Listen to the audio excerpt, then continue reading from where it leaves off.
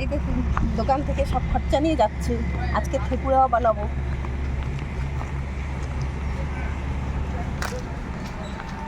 ঠেকুয়া প্রসাদ খেয়ে খুব ভালো লাগছে, তাই সব কিছু নিয়ে যাচ্ছি। আজকে ঠেকুয়া বানাবো। বন্ধুরা এসএম কিচেনের আরও একটি নতুন ব্লগে আপনাদের সবাইকে স্বাগত জানাই। আজকে আমরা ঠেকুয়া তৈরি করে দেখাবো, আর আপনারা প্রথম থেকে শেষ অবধি দেখুন কীভাবে বানাই ঠেকুয়া।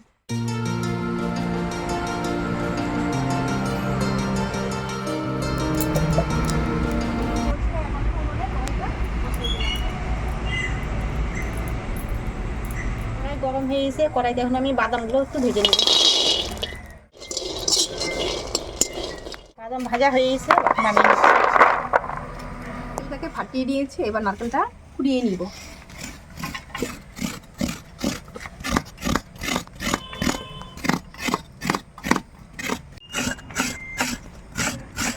খোসাগুলো ভালো করে ছাড়িয়ে নিব।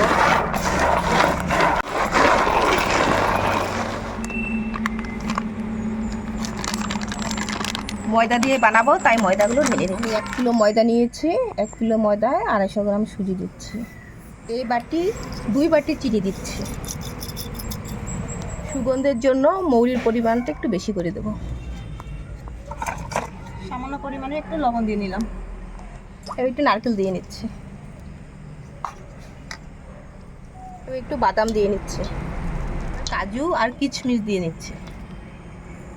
একটু ঘি দিয়ে নিচ্ছি। অল্প তেল দিয়ে আর অল্প জল দিয়ে আমি এটাকে ভালো করে মেখে নিব। এবার ভালো করে ময়াম দিয়ে নিচ্ছি।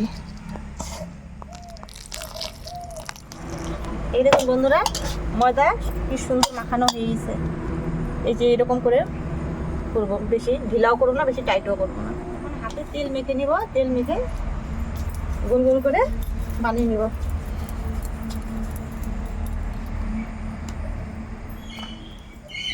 পাতা দিয়ে চাপ দেবো। ঠেকুয়া ভাজার জন্য কড়াইতে তেল দিয়ে দিলাম। ঠেকুয়াগুলো আমি তেলে ছেড়ে দিলাম। ভাজা হয়ে গেছে, আরেক পাশ ভাজার জন্য আমি উল্টিয়ে দিচ্ছি। আমি লাল লাল করে ঠেকুয়াগুলো ভেজে নিয়েছি, এখন আমি নামিয়ে নিচ্ছি।